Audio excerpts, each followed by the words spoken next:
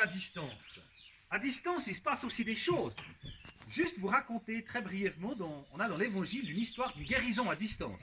C'est étonnant parce que d'habitude, quand il y a une guérison dans le texte biblique, Jésus il va toucher, il relève, il met des fois de la salive sur les yeux d'un aveugle. Et là, on a l'histoire intéressante qui vous concerne, mes chers. C'est l'histoire d'un officier romain dont le serviteur qu'il apprécie beaucoup est gravement malade. Alors il y a une délégation du village qui va dire à Jésus: viens chez cet officier romain, c'est un type extraordinaire, il a mis de l'argent pour reconstruire la synagogue, c'est un type qui nous aime bien, viens, il mérite que son serviteur soit guéri. Jésus se met en route, et juste avant d'arriver chez l'officier romain, il y a de nouveau des gens qui viennent dire: stop, ne viens pas Jésus, je ne suis pas digne que tu entres chez moi. Mais t'as qu'à dire simplement depuis là où tu es, que mon serviteur soit guéri, et il sera guéri.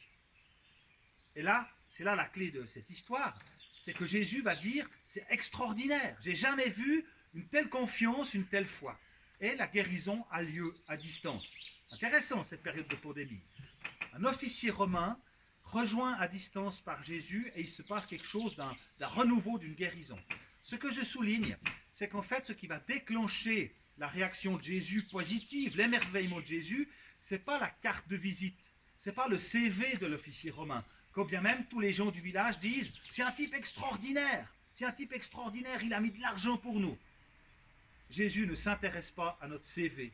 Jésus ne s'intéresse pas à ce qui est du show, de l'apparence, de ce que je peux prouver, de je suis quelqu'un de bien. Ce qui intéresse Jésus dans cette histoire-là, c'est en fin de compte la confiance dans la parole. Parce que la parole est crédible, alors il se passe quelque chose. Ça, mes chers, c'est fondamental pour vous. La crédibilité de la parole. La vôtre et celle de ceux qui vous entourent, à qui vous pouvez mettre votre confiance. Alors je vous laisse cette méditation aujourd'hui. Est-ce que votre parole est crédible? Est-ce que les gens vont pouvoir vous faire confiance à distance pour qu'il se passe des choses? Ça, c'est à vous de choisir la crédibilité de votre parole. Je vous dis au revoir à distance et à demain.